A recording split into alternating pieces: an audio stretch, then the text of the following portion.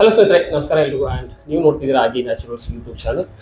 ಸ್ನೇಹಿತರೆ, ಇವತ್ತೊಂದು special video ಅಂದರೆ ಒಂದು ಸೀರೀಸ್ ಸ್ಟಾರ್ಟ್ ಮಾಡಿದ್ದೀನಿ ನಾನು. ಅದೇನಪ್ಪ ಅಂತಂದರೆ, ನಮ್ಮ ಗಾಣದ ಯಾರು ಯೂಸ್ ಮಾಡ್ತಿದ್ದಾರೆ, ಸೊ ಅವ್ರ ಕಡೆಯಿಂದ ಜೆನ್ಯೂನ್ ಒಪಿನಿಯನ್ನ ತಗೊಳ್ಳೋದು, ಅಂದರೆ ಒಂದು ಸೀರೀಸ್ ಥರ ಮಾಡ್ತಿದ್ದೀನಿ ನಾನು, ಕಸ್ಟಮರ್ ಫೀಡ್ಬ್ಯಾಕ್ ತಗೊಳ್ಳೋದು.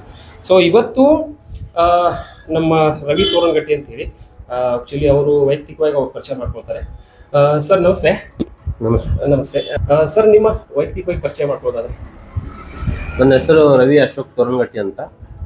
ನಾನು ವೃತ್ತಿಯಲ್ಲಿ ಅಡ್ವೊಕೇಟ್ ಆಗಿ ಕೆಲಸ ಮಾಡ್ತಿದ್ದೀನಿ ಮತ್ತು ಸಾಮಾಜಿಕವಾಗಿಯೂ ಈ ನಮ್ಮ ತಾಲೂಕದಲ್ಲಿ ಹಲವಾರು ಸಂಘ ಸಂಸ್ಥೆಗಳಲ್ಲೂ ನಾನು ಕೆಲಸ ಮಾಡ್ತಿದ್ದೀನಿ. ಓಕೆ ಸರ್, ಆಮೇಲೆ ನಂದು ಇನ್ನೊಂದು ಕ್ವಶನ್ ಏನಂತಂದರೆ, ಸರ್ ನೀವು ನಮ್ಮ ಮರದ ಯೂಸ್ ಮಾಡ್ತಿದ್ದೀರಿ, ಎಷ್ಟು ದಿನ ಆಯ್ತು ಯೂಸ್ ಮಾಡ್ತಿದ್ದೀರಿ? ಸುಮಾರು 1 ವರ್ಷ ಆಗಕ್ಕೆ ಬಂತು. ಸರ್, ನಿಮಗೆ ಟೇಸ್ಟಲ್ಲಾಗಲಿ ಕ್ವಾಲಿಟಿಯಲ್ಲಾಗಲಿ ಏನು ಅನಿಸ್ತು? ಭಾಳಷ್ಟು ಬದಲಾವಣೆ ಇದೆ. ನಾವು ಮುಂಚೆ ಏನು ರಿಫೈನ್ಡ್ ಆಯಿಲನ್ನು ಯೂಸ್ ಮಾಡ್ತಾ ಇದ್ವಿ. ಸೊ ನಾವಂತೂ ಅಡುಗೆ ಮಾಡೋಂಗಿಲ್ಲ, ಅಡುಗೆ ಮಾಡೋರು ಮನೆಯಲ್ಲಿ ಹೆಣ್ಮಕ್ಳು. ಬಟ್ ನಾವೇನು ಊಟದ ರುಚಿಯಲ್ಲಿ ನೋಡಿದರೆ ಡಿಫ್ರೆನ್ಸ್ ಭಾಳ ಇದೆ. ಮತ್ತು ಇವನ್ ನಮ್ಮ ಮನೇಲಿ ಹೆಣ್ಮಕ್ಳು ಕೂಡ ಫೀಡ್ಬ್ಯಾಕ್ ಚೆನ್ನಾಗಿದೆ. ಮೊದ್ಲೇಕ್ ಮಾಡ್ತಾ ಇರೋ ರಿಫೈನ್ಡ್ ಆಯಿಲ್ಗೂ ಮತ್ತು ಈಗ ನಿಮ್ದು ಆಗಿ ನ್ಯಾಚುರಲ್ಸ್ ಇಂದ ಏನು ಕೋಲ್ಡ್ ಪ್ರೆಸ್ಡ್ ಆಯಿಲ್ ಅನ್ನ ಏನ್ ಯೂಸ್ ಮಾಡ್ತಾ ಇದೀವಿ, ಅದು ಅವರಿಗೂ ಅಡುಗೆಯಲ್ಲಿ ಅವ್ರಿಗೆ ಡಿಫ್ರೆನ್ಸ್ ಬಹಳ ಕಾಣಿಸ್ತಾ ಇದೆ. ಓಕೆ ಸರ್, ಇದು ಅಂದ್ರೆ ಈ ಎಣ್ಣೆ ಗಾಣದ ಬಗ್ಗೆ, ಅಂದ್ರೆ ಗಾಣದ ಎಣ್ಣೆ ತಿನ್ನೋದ್ರ ಬಗ್ಗೆ ನಮ್ಮ ಸಮಾಜಕ್ಕೆ ನೀವೇನ್ ಹೇಳ್ತೀರಿ? ಅಂದ್ರೆ ನಮ್ಮ ಸೊಸೈಟಿಲಿ ಸುಮಾರು ಜನ ಇನ್ನೂವರೆಗೂ ರಿಫೈನ್ಡ್ ಆಯಿಲ್ ತಿಂತಿದ್ದಾರೆ, ಕರೆಕ್ಟ್? ಸೊ ನೀವು ಏನ್ ಹೇಳಕ್ ಬಯಸ್ತೀರಿ ನಮ್ಮ ಜನರಿಗೆ? ನೋಡಿ, ಮುಂಚೆ ಕೂಡ ನಾವು ಕೂಡ ಈ ರಿಫೈನ್ಡ್ ಆಯಿಲೇ ತಿಂತಿದ್ವಿ. ಮೊದ್ಲೇಕ್ ನಾವು ಸಣ್ಣವರಿದ್ದಾಗ ನಮ್ಮ ಅಜ್ಜ ಅಮ್ಮ ಇದ್ದಾಗೆಲ್ಲ ಗಾಣದ ಎಣ್ಣೆನೇ ತಿಂತಿದ್ರು.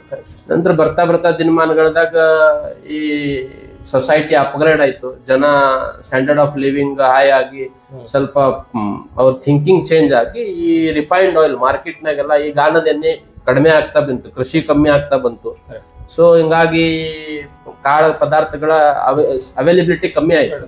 ಸೊ ಜನ ಈಸಿ ಅವೈಲಬಿಲಿಟಿಗೆ ಹೋದ್ರು, ಮಾರ್ಕೆಟ್ ಈ ರಿಫೈನ್ಡ್ ಆಯಿಲ್ ಮಾರ್ಕೆಟ್ ಹಿಡಿತು. ಜನ ಈಸಿ ಅವೈಲಬಿಲಿಟಿ ಅಂಗಡಿಯಲ್ಲಿ ಸಿಗುವಂತ ಈ ರಿಫೈನ್ಡ್ ಆಯಿಲ್ ತಂದು ತಿಂತಾ ಇದ್ರು. ನಾವು ಅದೇ ರೀತಿ ನಾವು ರಿಫೈನ್ಡ್ ಆಯಿಲ್ ತಂದು ತಿಂತಾ ಇದ್ವಿ.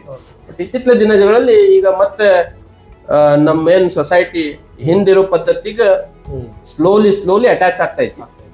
ಸೊ ಈಗ ಇದು ಒಂದೇ ಅಲ್ಲ, ಹಲವಾರು ಕೃಷಿಯಲ್ಲಿ ಆರ್ಗ್ಯಾನಿಕ್ ತರಕಾರಿ ಆಗ್ಲಿ.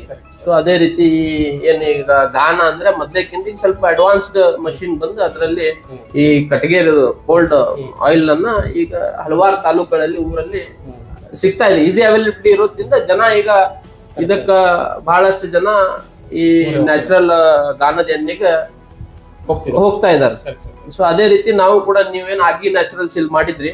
ಸೊ ಫಸ್ಟ್ ಯಾರೋ ನಮ್ಗೆ ಹೇಳಿದ್ರು, ನೋಡೋಣ 1 ವರ್ಷದ ಹಿಂದೆ ನಾವೇನ್ ತಂದು ಯೂಸ್ ಮಾಡಿದ್ವಿ, ನಂತರ ನಮಗೂ ರುಚಿ ಆಯ್ತು.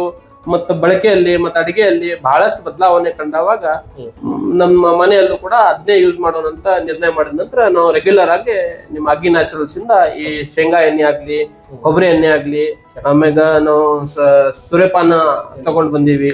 ಸೊ ಎಲ್ಲಾ ಟೇಸ್ಟ್ ಅಲ್ಲಿ ಚೆನ್ನಾಗೈತಿ, ಕ್ವಾಲಿಟಿನೂ ಚೆನ್ನಾಗಿದೆ, ನಿಮ್ ಪ್ಯಾಕಿಂಗ್ ಆಗ್ಲಿ, ಆಮೇಲೆ ಕ್ಲೀನಿನೆಸ್ ಆಗ್ಲಿ.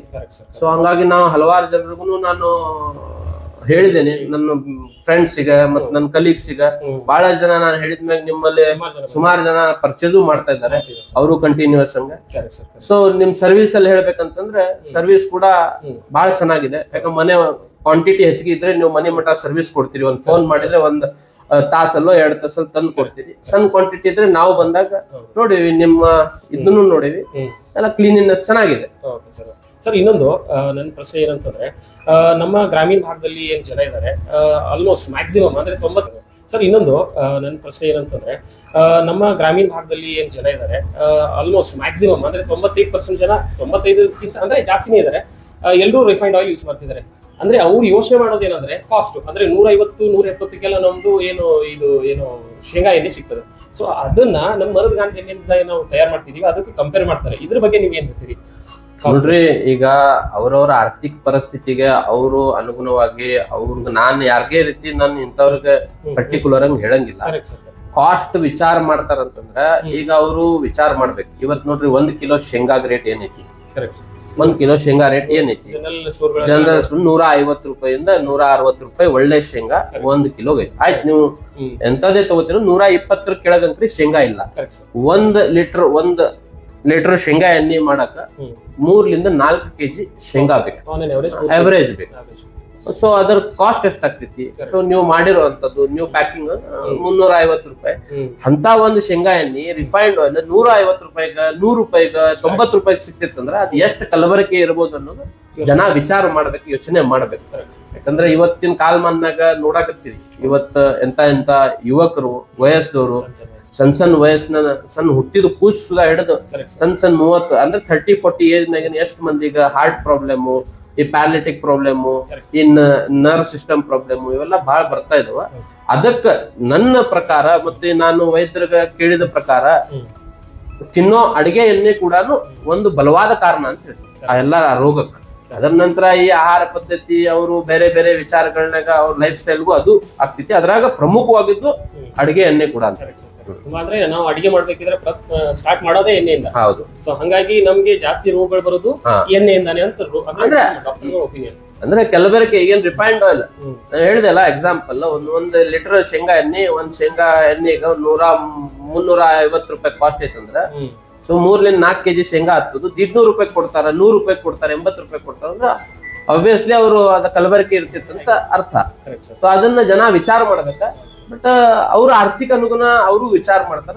ಸೊ ಸ್ಲೋ ಡೌನ್ ಅವರು ಇದಕ್ಕ ಇದಾದ್ರ ನಮ್ದ ವಿಚಾರ ಒಳ್ಳೇದಂತ. ಇನ್ನೊಂದು ಸಣ್ಣ ಲಾಸ್ಟ್ ಮುಗಿಸ್ತೀನಿ ನಾನು. ಈಗ ನಾವು ರಿಫೈನ್ಡ್ ಆಯಿಲ್ ಎಕ್ಸಾಂಪಲ್ ನಾವು ಹೇಳೋದಾದ್ರೆ ಒಂದು 4 ಜನ ಇರೋ ಫ್ಯಾಮಿಲಿಗೆ ಹತ್ತತ್ರ ಒಂದು 5 ಲೀಟರ್ ಹೋಗುತ್ತೆ ರಿಫೈನ್ಡ್ ಆಯಿಲ್. ಸೊ ಅದೇ ನಾವು ಗಾಣದ ಎಣ್ಣೆ ಹೆಚ್ಚು ಕಡಿಮೆ 2-3 ಲೀಟರ್ ಹೋಗುತ್ತೆ ಅನ್ನೋದು ನಮ್ಮ ಅನಿಸಿಕೆ, ಅಂದ್ರೆ ನಮ್ಮ ಅಭಿಪ್ರಾಯ ಅದು. ಸೊ ಕಾಸ್ಟ್ ವೈಸ್ ನಾವು ಹೇಳಿದಾಗ ಅಂದ್ರೆ ನೀವು ಕಾಸ್ಟ್ ವೈಸ್ ನೀವು ಕಂಪೇರ್ ಮಾಡೋದಾದ್ರೆ ಆರ್ಥಿಕವಾಗಿ ಯಾರಿಗೂ ಅಂದ್ರೆ ಅದು ಬರ್ಡನ್ ಆಗಲ್ಲ, ಬರ್ಡನ್ ಅಂದ್ರೆ ಹೊರೆ ಆಗಲ್ಲ ಅಂತ ನನ್ನ ಅನಿಸಿಕೆ. ಅಲ್ಲ ಅಂದ್ರೆ ಅವ್ರು ಒಂದ್ಸಲ ಅದನ್ನ ಉಪಯೋಗ ಮಾಡಿ, ಈಗ ನಾವು ಈ ರಿಫೈನ್ಡ್ ಎಣ್ಣೆ 200 ರೂಪಾಯಿ, 160 ರೂಪಾಯಿ, 180 ರೂಪಾಯಿ, 100 ರೂಪಾಯಿ ತಂದಿರೋದು, ಮತ್ ಇದು ಅದು ಅಡಿಗೆಗೆ ಎಷ್ಟು ಕ್ವಾಂಟಿಟಿ ಹತ್ತದ ಅದು ಅವ್ರು ಒಂದ್ಸಲ ಅದನ್ನ ಉಪಯೋಗ ಮಾಡಿ ನೋಡಿದವಾಗ ಅದ್ರ ಡಿಫ್ರೆನ್ಸ್ ಅವ್ರಿಗೆ ಗೊತ್ತಾದಾಗ ಅವ್ರು ಆಟೋಮೆಟಿಕಲಿ ಈ ನಮ್ಮ ಗಾಣದ ಎಣ್ಣೆಗ ಅವರು ಪರಿವರ್ತನೆ ಆಗ್ತಾರಂತ ನನ್ನ ಅನಿಸಿಕೆ. ಅದು ಒಂದ್ಸಲ ಅವ್ರು ಉಪಯೋಗ ಮಾಡಿ ನೋಡ್ಬೇಕು, ಅದು ಎಷ್ಟು ಅಡಿಗೆಗೆ ಉಪಯೋಗ ಆಗ್ತಿದೆ, ಇದರ ಪ್ರಮಾಣ ಎಷ್ಟು ಅಡಿಗೆಗೆ ಹಾಕ್ಬೇಕು.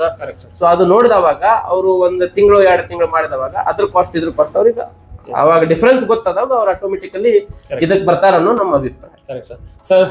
ತುಂಬಾ ಧನ್ಯವಾದ. ಅಂದ್ರೆ ತುಂಬಾ ವಿಸ್ತಾರವಾಗಿ ನೀವು ಆಲ್ರೆಡಿ ನಾನು ಕೇಳೋ ಪ್ರಶ್ನೆಗಳಿಗೆಲ್ಲ ವಿಸ್ತಾರವಾಗಿ ನೀವು ಎಕ್ಸ್ಪ್ಲೇನ್ ಮಾಡಿರಿ. ಸೊ ಸ್ನೇಹಿತರೆ, ನಂದು ಏನ್ ಕಸ್ಟಮರ್ ಫೀಡ್ಬ್ಯಾಕ್ ಏನ್ ವಿಡಿಯೋ ಇದೆ, ಸೊ ಇಲ್ಲಿಗೆ ನಾನು ಮುಗಿಸ್ತಾ ಇದ್ದೀನಿ. ಯಾಕಂದ್ರೆ ಸರ್ ಜೊತೆ ನಾನು ಕೇಳೋ ಮೂರೇ ಕ್ವಶನ್ ಕೇಳೋಣ ಅಂತಿದೆ, ಆದ್ರೂ ಹೆಚ್ಚು ಕಡಿಮೆ 4-5 ಕ್ವಶನ್ ಕೇಳಿದ್ದೀನಿ. ಸ್ನೇಹಿತರೆ, ಇಷ್ಟೇ ಜನರಲ್ ಆಗಿ ನಾನು ಪ್ರತಿ ವಿಡಿಯೋದಲ್ಲಿ ಕೂಡ ನಾನು ಹೇಳ್ತಾ ಇದ್ದೀನಿ, ಸ್ಪೆಷಲಿ ನಮ್ಮ ಯುವಕರು ಅವ್ರ ಮನೆಯಲ್ಲಿ ಏನ್ ಅಡಿಗೆ ಮಾಡ್ತಾರೆ, ಸೊ ಏನ್ ಬಳಸಿ ಇವ್ರು ಅಡಿಗೆ ಮಾಡ್ತಿದ್ದಾರೆ ಅನ್ನೋದು ನೀವು ದಯವಿಟ್ಟು ಅಂದ್ರೆ ಒಂದ್ಸಲ ನೀವು ಅಬ್ಸರ್ವ್ ಮಾಡ್ತಾ ಇರಬೇಕು. ಆಮೇಲೆ ಇತ್ತೀಚಿನ ದಿನಗಳಲ್ಲಿ ಸಣ್ಣ ವಯಸ್ಸಲ್ಲಿ ಏನ್ ಹೃದಯಾಘಾತ ಆಗ್ತಿದೆ, ಸೊ ಅದನ್ನ ಅವಾಯ್ಡ್ ಮಾಡಬೇಕು ಅಂತಂದ್ರೆ ನಮ್ಮ ಆಹಾರ ಪದ್ಧತಿ ಚೇಂಜ್ ಆಗಬೇಕು. ಸೊ ಹಾಗಾಗಿ ನಿಮ್ಮ ಮನೆಯಲ್ಲಿ ನೀವು ಕಾನ್ಸಂಟ್ರೇಟ್ ಮಾಡಿದಾಗ ನಿಮ್ಮ ಓವರ್ ಆಲ್ ಫ್ಯಾಮಿಲಿ ಆರೋಗ್ಯನೂ ಕೂಡ ಚೆನ್ನಾಗಿ ಇಡಬಹುದು ಅಂತ ಹೇಳ್ತಾ ಸರ್ ತುಂಬಾ ಧನ್ಯವಾದಗಳು. ಥ್ಯಾಂಕ್ ಯು, ಒಳ್ಳೆ ಫೀಡ್ಬ್ಯಾಕ್ ಕೊಟ್ಟಿದ್ದೀರಿ. ಸೊ ಥ್ಯಾಂಕ್ ಯು ಸ್ನೇಹಿತರೆ. ನೆಕ್ಸ್ಟ್ ಸಿಗೋಣ ಮುಂದಿನ ವಿಡಿಯೋದಲ್ಲಿ. ವಿಡಿಯೋ ಇಷ್ಟ ಆದರೆ ದಯವಿಟ್ಟು ಸ್ನೇಹಿತರೆ ಲೈಕ್ ಮಾಡಿ, ಮತ್ತೆ ನಮ್ಮ ಚಾನಲ್ಗೆ ಏನಾದರೂ ನೀವು ಹೊಸಬರಾದರೆ ದಯವಿಟ್ಟು ಚಾನಲ್ನ ಸಬ್ಸ್ಕ್ರೈಬ್ ಮಾಡ್ಕೊಳ್ಳಿ ಅಂತ ಹೇಳ್ತಾ ವಿಡಿಯೋ ಮುಗಿಸ್ತಾ ಇದ್ದೀನಿ. Thank you.